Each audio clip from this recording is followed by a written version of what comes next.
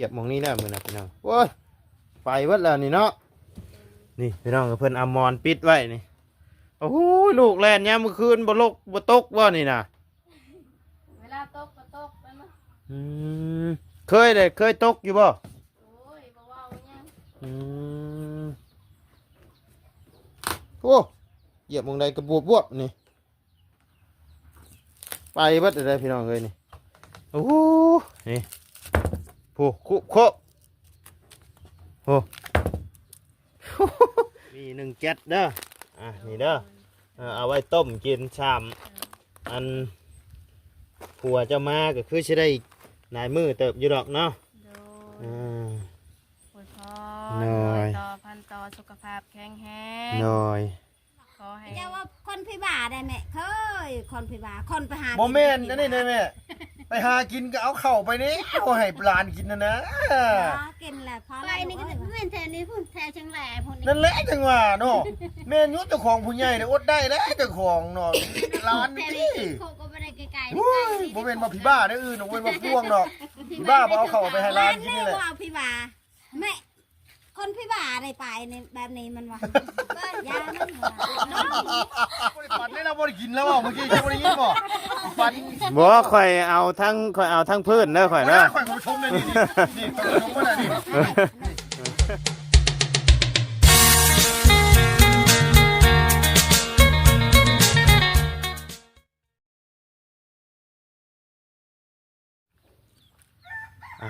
เนาะพี่น้องเลยกลับมาอีกรอบพี่น้องเลยอยู่ทางเฮือนสาวตองผู้เพิ่นพิการตาเนาะพี่น้องเลยครับมาเข้ามาเยี่ยมมายามเพิ่นอีกรอบก่อนพี่น้องครับเป็นจังใดเนาะเขาน้ำที่ว่าทางบ่ไล่ซื้อมาให้เบิดละบ่เนาะด้วยจังใดพี่น้องเลยคือว่าเงียบเงาแทบมันนี่อยู่บ่ด้วยจังใดเนาะพี่น้องเลยทางน้องอย่างไรดืมชื่อน้องเพิ่นแหละพี่น้องผู้ที่ว่าเพิ่นอัน1 ข้าว1 น้ำให้ทั้งแม่แหละเนาะพี่น้องเลยก็เลยเข้ามาหาเพิ่นอีกที่ก่อนพี่น้องเลยมีทั้งเอื้อยหักของมาไล่นี่แหละเนาะให้เข้ามาอัปเดตเบิ่งเด้อเพิ่นว่าเนาะเป็นห่วงเพิ่นเนาะเอื้อยผู้ที่ว่าเพิ่นชื่อข้าวชื่อน้ำให้แหละเนาะมาอัปเดตเบิ่งก่อนพี่น้องเลยเบิ่งถามข่าวเพิ่นก่อนพี่น้องเลยเป็นจังไหนเนาะทั้งผัวเพิ่นอยู่บ่หรือจังไรพี่น้องเลยน่าจะบ่ได้อยู่หรอกพี่น้องเลยเอาก่อนอื่นก็กราบทักทายสบายดีเด้อพ่อแม่พี่น้อง FC เบิร์ดสุคนเนาะบ่ว่าอยู่ในและต่างประเทศก็ยินดีต้อนรับเข้าสู่ช่องบ่ไล่คือเก่าพี่น้องเลยบัดนี่พี่น้องเลยโอ้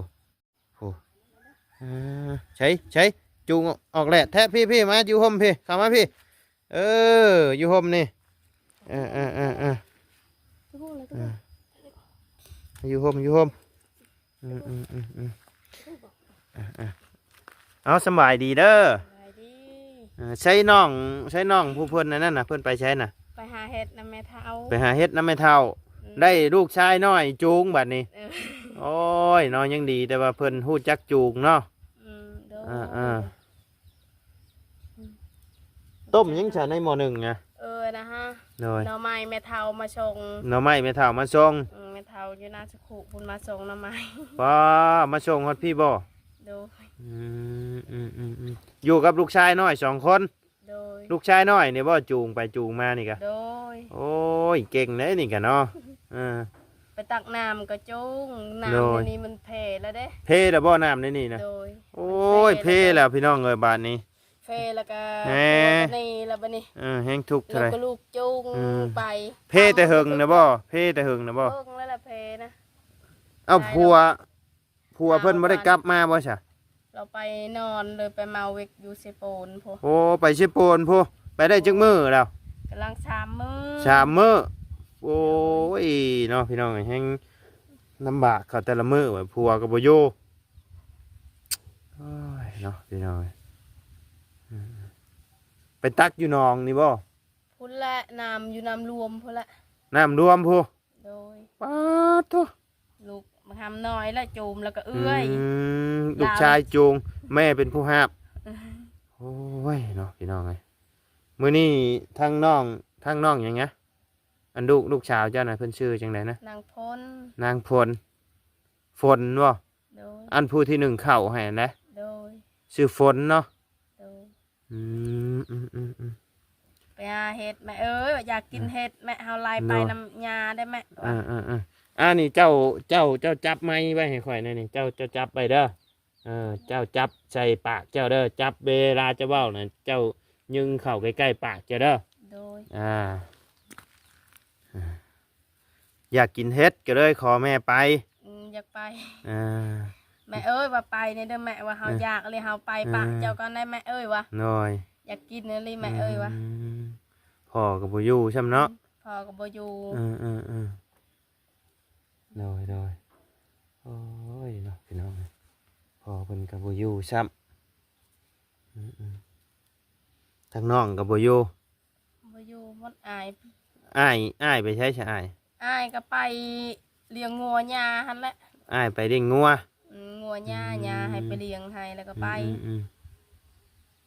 หญ้าว่าจะไปเลี้ยงงัวให้ได้ลูกเด้อไว้เมื่อตะแลงแม่ที่ให้ดอกอาหารกินแล้วก็ไปแล้ว เพิ่นจ้างอาหารกินแล้วก็ไป ไป โดยเหลือแต่ผู้น้อยนี่เนาะ โดย ถือว่าเก่งได้เห็นเพิ่นจูงแม่เพิ่นมานี่พี่น้องก็จูงมาแต่ผู้ จูงไปหาบน้ำกับคันแม่บ่ให้จูงก็ให้ เออ แม่มามือเจ้ามาแม่มา เออ แล้วก็จูง เอายันแม่ล่มไปแล้วเนาะโดย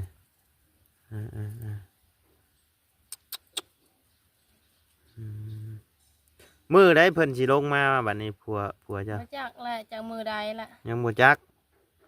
เออ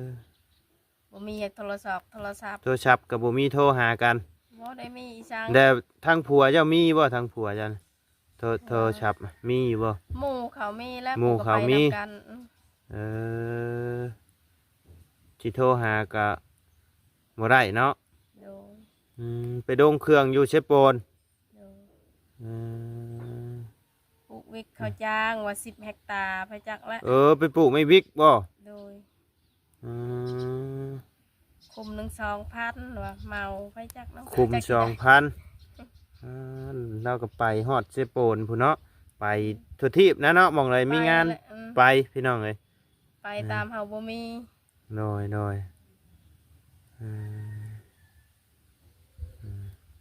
อันไรจ้ะอดเอานี่นะเห็นอะไรคันผัวบ่ไปกับบ่มีอะดีนะ แม่น คืออยากถามว่าเฮือนหลังนี้นี่ มันมีคนมาเฮ็ดให้มีคนมาซอยเดือบ่เฮือนที่เจะอยู่ชั่วโมง โดย เออ บอกก็บ่มีอยากเฮือนอยากอยู่ ตะกี้มีคนมาซอยเนาะ โดย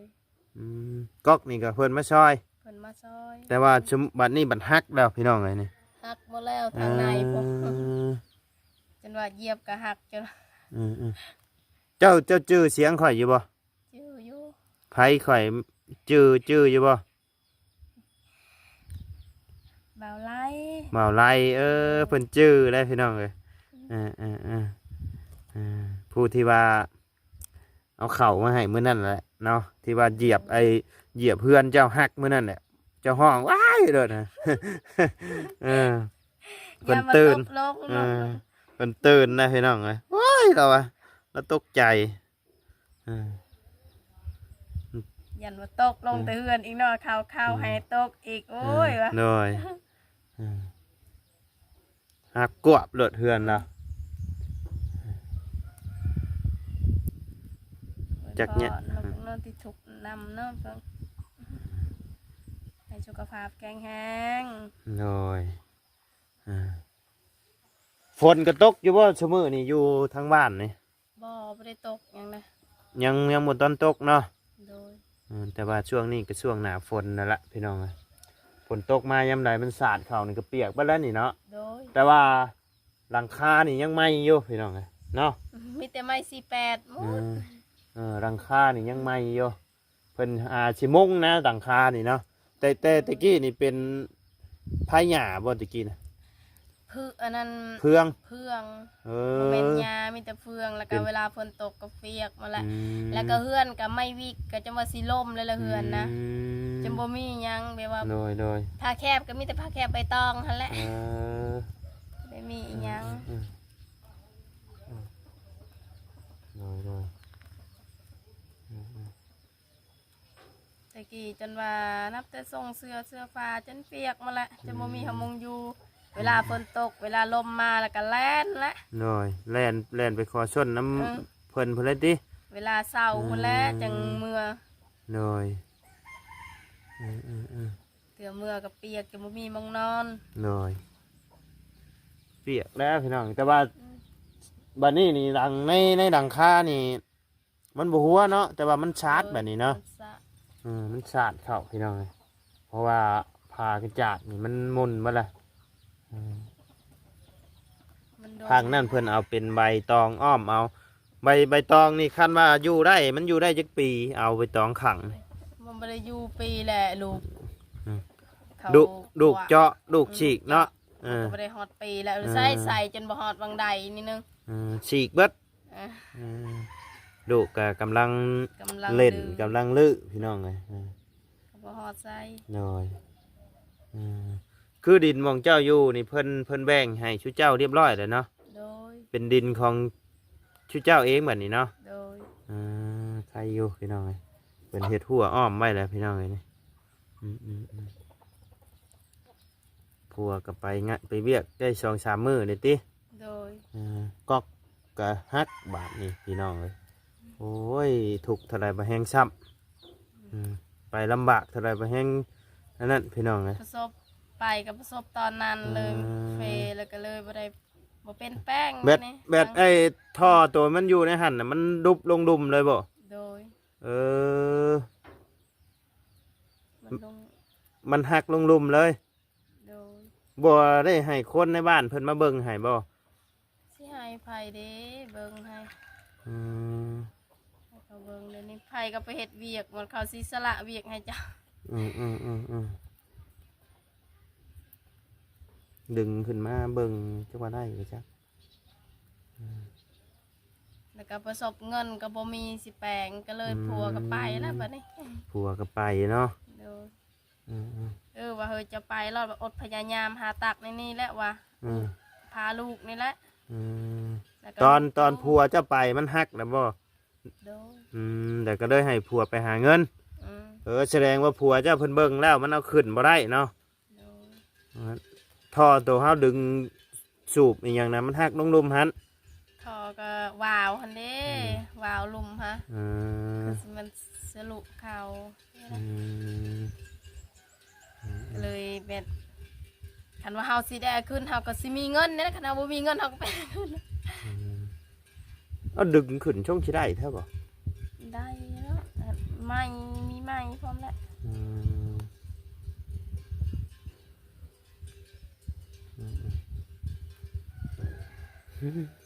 ไปทางไหนสมมติว่าเด้อข่อยสิถามจะเด้อสมมติว่ามีทางผู้รักผู้ใหญ่เพิ่นอยากซื้อผ้ากระจาดมาให้เจ้านี่เอาบ่ เอาแล้วก็ แล้วเอาแบบว่าผัวและผัวเจ้านี่เพิ่นเฮ็ดได้บ่เพิ่นใส่เป็นบ่ ใส่ ใส่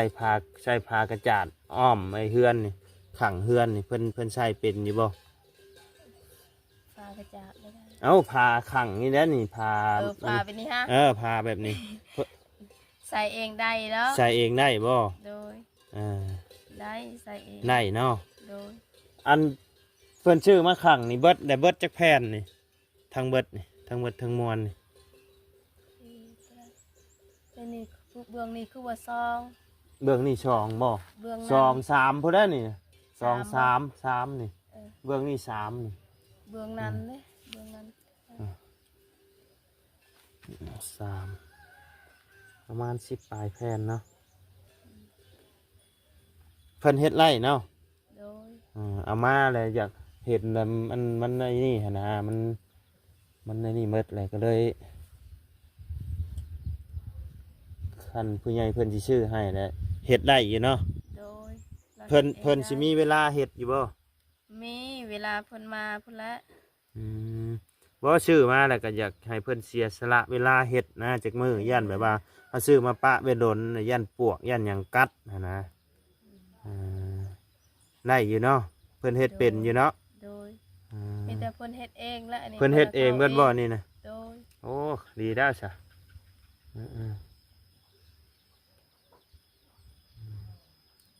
ดีแล้วซะพี่น้องอืม แต่เราเขาเองเวลามีแล้วก็ละ อืม เบ็ดเฟิร์นนะเบ็ดเฟิร์นช่วยก็ช่วยเบ็ดซื้อกระซองซีซื้อหยังซื้อไม้ซื้อหยังเบ็ดประกอบให้มีแต่แห้งเราเองมันนะ เพิ่นชื่อเครื่องมาให้ซื่อ เพิ่นซื้อมาให้แล้วเพิ่นประกอบเพิ่น ๆที่เดือแล้วทางผัวเจ้าเพิ่นเฮ็ดเอง โดย ดีแล้วซะคือเฮือนนี่กับทั้งผัวเจ้าบ่เป็นผู้เฮ็ดนี่นะ เฮือนนี่ก็เราเฮ็ดแล้วก็พี่น้องแน่ซอยได้พี่น้องในบ้านนี่แหละให้ โดย ซอย ดีแล้วซะเนาะคันเพิ่นเฮ็ดเป็นก็ทั้งบ่ได้ก็สิโล่งแน่พี่น้องเอ้ยคือว่ามีทางผู้ใหญ่เพิ่นนี่สิ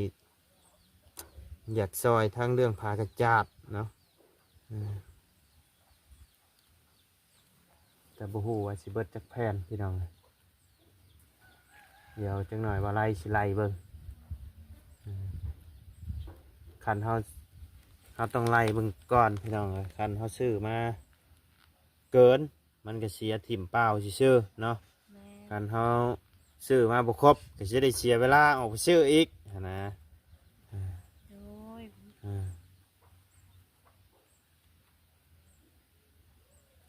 เดี๋ยวนั่งอยู่นี่ถ่าเด้อ โด ข่อยเลาะเบิ่งก่อนเดี๋ยวข่อยสิไล่เบิ่งเพราะว่าทั้งผัวเพิ่นบ่อยู่พี่น้องสิไล่ตามแผนเก่านี่แหละพี่น้องเดี๋ยวไล่สิไล่ตามแผนเก่านี่แหละอันความยาวมานี่ก็2นี่พี่น้องนี่1นี่2นี่แล้วก็ตัดปกทั้งเทิงอีกนี่ตีเป็น3เนาะพี่น้องตีเป็น3ในอ้อมๆไว้เบิ่งไว้ก่อนพี่น้อง3 4 5 6 7 8 8พี่น้อง8 9 10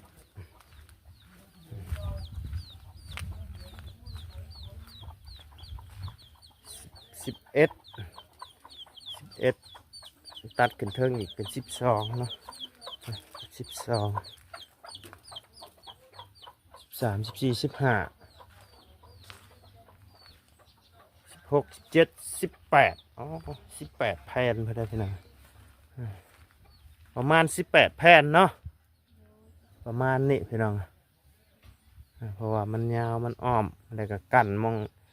องเครื่องเข่านอนหันอีกพี่น้องประมาณ18โอ้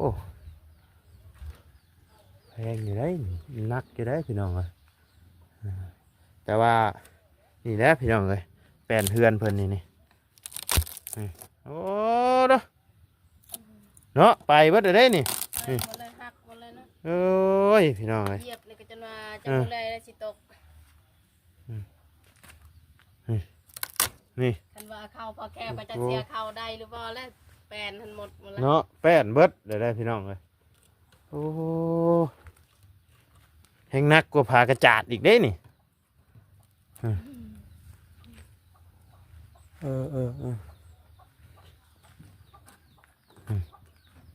ไปคักอะไรพี่น้องเลยโอ้ย ทางในผู้ใดแต่หักเป็นแฟ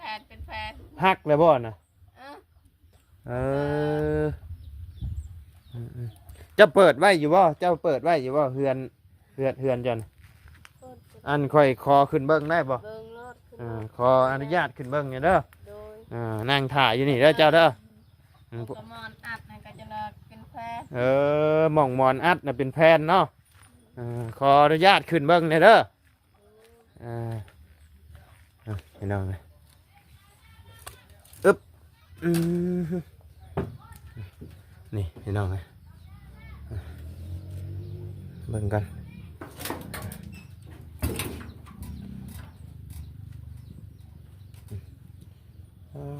เจ้าพี่น้องมือนั่นบ่ไรสิตกอยู่หมองนี้ละพี่น้อง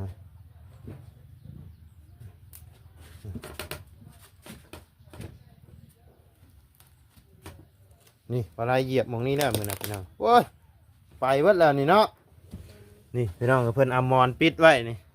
โอ้โหลูกแล่นยามมื้อคืนบ่ลกบ่ตกบ่นี่น่ะ เวลาตกก็ตกไปมั้ง อืมเคยตกอยู่บ่ โอ้ยบ่เว้าเนี่ย อืมโอ้เหยียบหมองใดกระบวบบวบนี่ไปเบิดอะไรพี่น้องเอ้ยนี่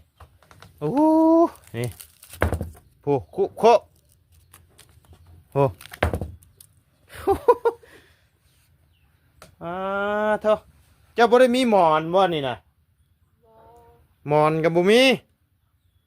ผ้าห่มได้ซะ ผมก็ อืมผ้าห่มทออันบ่าปกเข่านี่บ่นี่นะ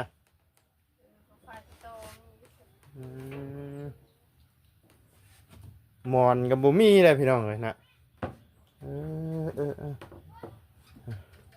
หมอนหน่วยหนึงขาดไปเลยพี่น้องโอ้ยโอ้ขูดแต่บัดนี้อ๋อดูพี่น้องเลยอึ๊บอึ๊บ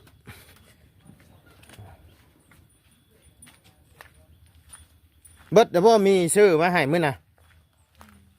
ฮะเบิดเลย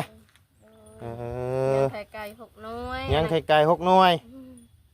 นั่นก็มาแย้งลูกต้มให้บักหำเถื่อ2หน่วย โดย ก็หมด เอาจะอยู่นี่ถ่าเด้อเสยเด้อเดี๋ยวไปเอามีมาให้ก่อนโอ้ยเนาะพี่น้องเอ้ยแห้งนักอันเรือนชานแป้นเพิ่นแห้งนักกลัวผากระจาดอีกพี่น้องเอ้ยกุคอนกุ่มลงพี่น้องครับ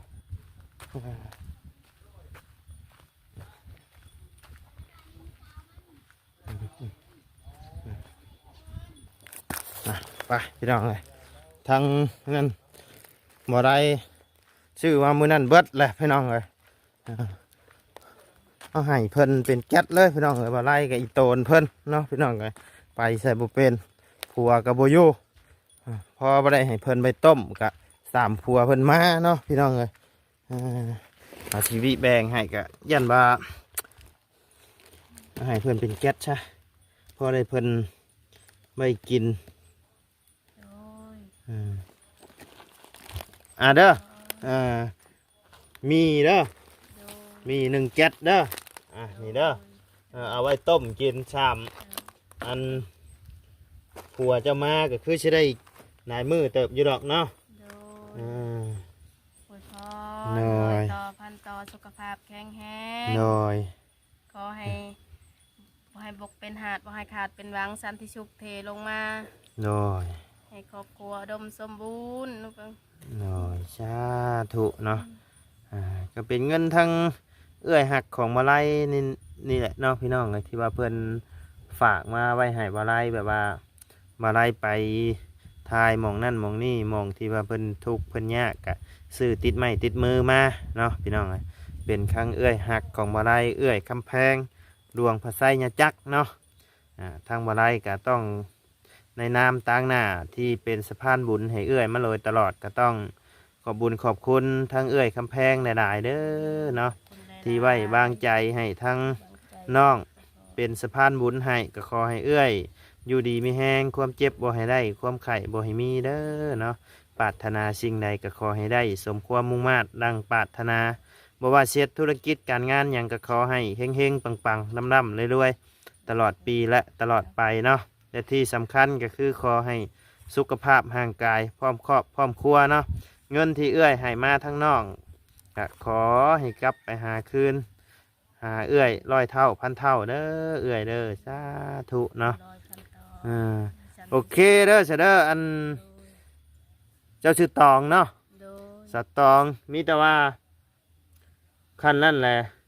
ก่อยสิโทรบอกทางผู้ใหญ่เพิ่นว่าอันทางเจ้านี่ผัวเจ้าเฮ็ดได้อยู่เนาะ โดย ที่ว่าสิชื่อพากระจาดมาเปลี่ยนให้นี่เนาะ โดย ชื่อผากระจาดมาเปลี่ยนให้เดียวจังใดก็สิมาแจ้งใหม่อีกทีเนาะว่าทั้งเอื้อยเพิ่นสิจังใดพี่น้องเพิ่นถามเบิ่งก่อนซื่อๆเนาะคันนั้นแหละสิเข้ามาคันนั้นแหละประมาณ17-18 แผ่นพี่น้องเฮือนดังนี่ซื้อมาเพื่อไว้จัก18ซะเนาะเพื่อเพิ่นลบทวนลบอย่างน้ำพี่น้องเลยไม่ให้เพิ่นลบทวนลบอย่างพร้อมเฮ็ดให้มันเรียบร้อยเลยพี่น้องคืออันนี้เพิ่นยังปิดบ่สนิทเป็นหูปุ้งปึ้งอยู่เนาะแต่ที่แน่ๆก็แป้นนี่นักอะไรเนาะแป้นนี่เนาะ โดย คันว่าเป็นไปได้ก็คันเฮาได้เปลี่ยนผ้ากระจาดออกเลยอยากใส่แป้นน้ำพุ่นแหละพี่น้องเพราะว่าก่อนเฮาสิใส่ผ้ากระจาดนี่เฮาต้องใส่แป้นก่อนเนาะ โดย แล้วเฮาจังปิดผ้าพี่น้องบัดนี้มันสั่งสบายคันเฮาใส่ผ้าแล้วบัดคันเฮามีแป้นมาบัดเฮาสิได้มั่างผ้าอีกแล้วบัดนี้เนาะ โดย สิได้มั่างผ้าปูใหม่อีกพี่น้องเลยสดทางนี้เพราะว่าแป้นเพิ่นนี่โอ้ถือว่านักพี่น้องไปเบิดเลย ไปเป็นแผนเป็น ไปเป็นแผ่นเป็นแผ่นคือบ่ไรให้เบิ่งกินนี่แหละพี่น้องเอ้ยหมอดเจาะคอนกลุ่มเลยคืออันสตองเพิ่นนี่แห้งไปยากมายากพี่น้องเอ้ยไปเหยียบซะวาบลงหาโอ้ยบ่ว่า ตกแล้วเธอหนึ่ง ตกเทื่อนึงนะ ตกลงโอ้ยของส้นเด้อจะเฮ็ดดีแน่ว่ะเบิ่งเลยนี่ก็ตกเลยเอาเฮ็ดไปได้เหรอหมอยแล้วก็หมอยแล้วก็ นี่แต่ว่าคอยเบิ่งเอาละคอยไปคอยมา หาเก็บเอาหาเก็บของคนปะแล้วก็มาใส่ อย่าเผาอย่าเผาหมดมุดครบบ่มุดครบเนี่ยเราจะยึงแล้วจะยึงจะต้องเขาเล่ากันจะต้อง เอาไว้ต้มกินเด้อมีเด้อ โดย ไว้ต้มกินได้ละสมุนแล้วใครแต่ว่าเพิ่นพาแม่เพิ่นจูงไปหันไปนี่ได้พี่น้อง อัดไปไหนก็อัดกันมาก็จูงมีมันนี่แหละฮูแน่บอกแม่ไปทางนี้แม่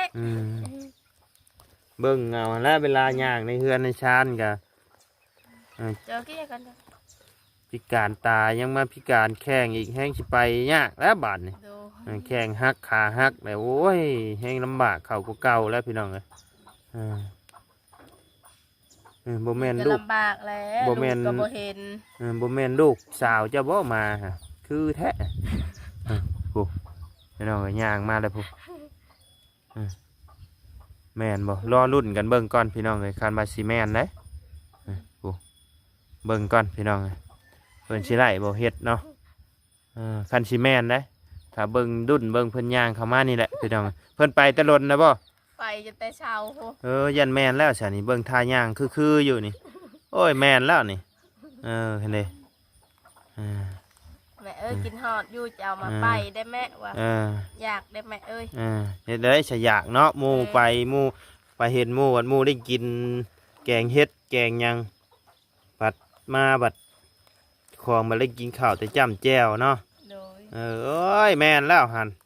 พุ่นมาแล้วแต่หาเฮ็ดน้องพ้นบ่น้องพ้นได้หลายบ่แม่พอกินโอ้ไปแต่เช้าพูดว่าล่ะได้หลายบ่มาแต่หาเฮ็ดพี่น้องเลยไปแต่เช้าเจ้าบ่หิวข้าวบ่หิวข้าวแล้วเมื่อยบ่เมื่อยนี่ลูกเอ้ยเฮ็ดสบายดีป้าดุ้งนู่นล่ะ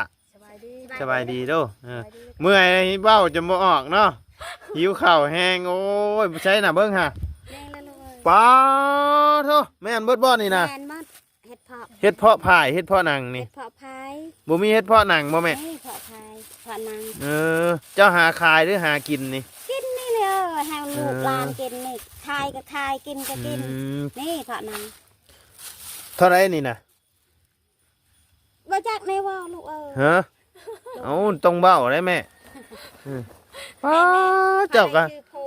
ก็หาเก่งอันนี้เนาะเจ้าก็เนาะ โทษบักแน่พี่น้องก็จนเครื่องก็ยัง อืม ลุง อันนี้หันหน้าไม้ ลุงเอ้ยลุงเอิม นี่หน้าไม้ นี่มาเบิ่งแม่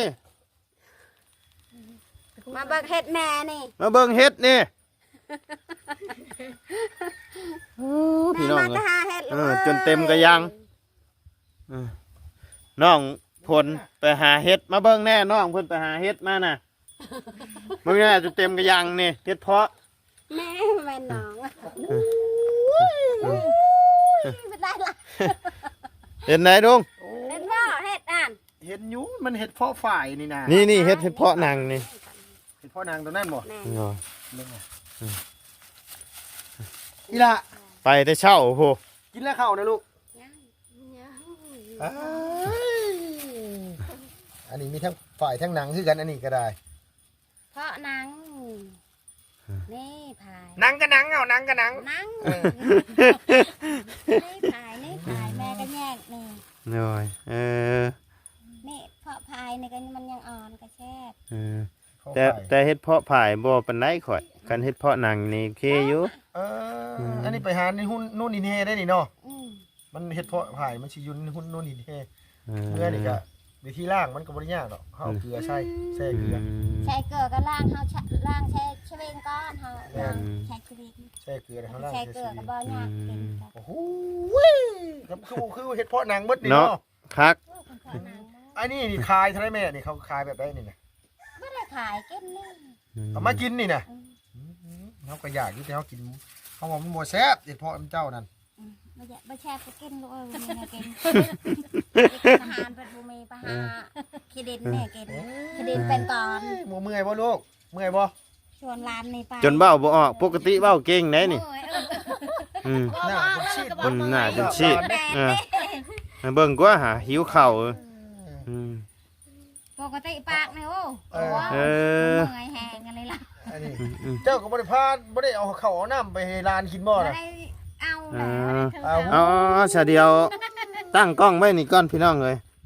ไปเอาขนมมาให้ทั้งน้องเพิ่นก่อนคันสิต้มมาม่าก็คือสิล้นเติบเนาะ เอาสิให้แล้ววันนี้เอาอย่า เดี๋ยวเอาขนมกัน จะเปิดรถได้อยู่ว่าเปิดไปอยู่เมื่อยได้โอ้ยหญ้ากันหญ้าพี่บ้าพี่น้องเอ้ยไปพาหลานนี่ พี่ น้ บ้า อ เลย ย ไป ไป ไปหากินเคยพี่บ้าเห็นมันบอกพี่เจ้าว่าคนพี่บ้าได้แม่เคยคนพี่บ้าคนไปหา บ่แม่นนั่นนี่แม่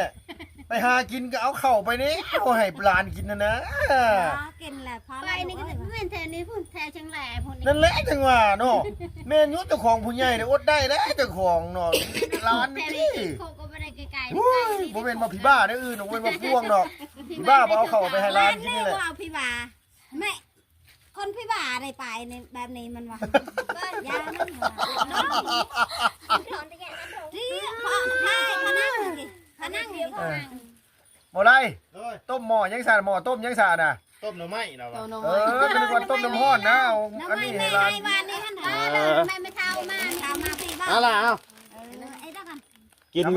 กินก่อนเอา ไม่อ่ะ เอาเว้าบ่อยากเว้าแล้วข่อยว่าต้องเบะหลายที่เพื่ออะไรอะไรมื้อนี้ เมื่อย เมื่อยเด้อโอ้หญ้าก็ได้ โอ้ย อุ้ยจะแม่นหญ้าพี่น้องเอ้ยหญ้าเพิ่นก็ปวดโพงมูมาคอ โดยนี่เอา เอาแม่เอาแน่หรอนี่แม่ แกะให้น้องเพิ่นกินเด้อฮะ เมื่อยจะบ่เฝ้าเว้าตอนนี้จะเฝ้าเว้า ซะเมื่อยก่อนเนาะ เดี๋ยวค่อยให้ฟังจะบ่เฝ้าจะเฝ้า โดย น้องลูกน้องบ่ให้ได้ให้เว้านี่มาม่านี่บ่าวเอามาให้นี่น่ะเนาะ โดย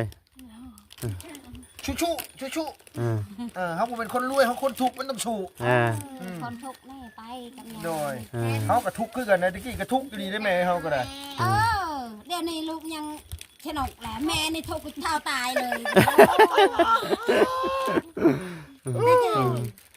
อันนี้ทุกข์แต่กี้ก็จนเท่าตายเลยแม่เนี่ยอ้าว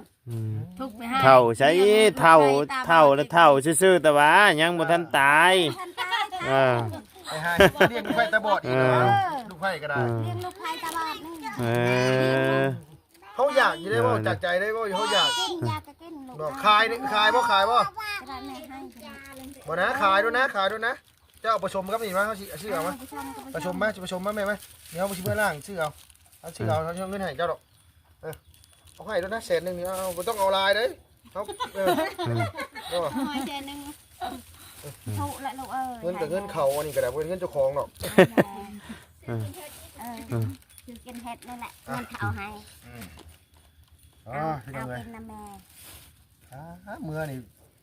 ป้าหลางในข้าวอ่อชัว เขา มันยังอ่อนอยู่บ่มันยังอ่อนอยู่บ่ใครอยู่ขันยังอ่อนคันเท่าแล้วกินบ่ได้เลยคม มันยังอ่อนบ่มีเท่ามีแต่อ่อนหมด อันนี้เนี่ยเท่าอันนี้นะ ไม่ได้เท่า พอแล้วพอนะปั่นกันกิน พอแล้วโอ้ยเขาบริปั่นได้เราบริกินแล้วเมื่อกี้เขาบริยินบ่ปั่น บ่ข่อยเอาทั้งพื้นเด้อข่อยเด้อ ข่อยผู้ชมเลยนี่ผู้ชมว่านี่ผู้ชมว่าแม่ ต้องรอคุณนั่น โอเคซะเนาะกลับป้าเด้อบัดนี้เด้อโดยสบายดีเด้อแม่เด้อสบายดีโดยเอาเนี่ยไหนน่ะโอ้ยเนาะโอเคสนอพ่อแม่พี่น้องสำหรับคลิปนี้ทางบ่ไลก็จะได้ขอจบคลิปลงไม่เพียงสำนี้กันเด้อพี่น้องเด้อขอบคุญขอบคุณพ่อแม่พี่น้องและ FC เบิร์ดสุคนเนาะที่เข้ามาติดตามนะครับชมทั้งซ่องบ่ไลเนาะสำหรับคลิปนี้ก็ล่ำลาแล้วพี่น้องเอ้ยพบเจอกันในคลิปหน้าสบายดีเด้อเนาะไป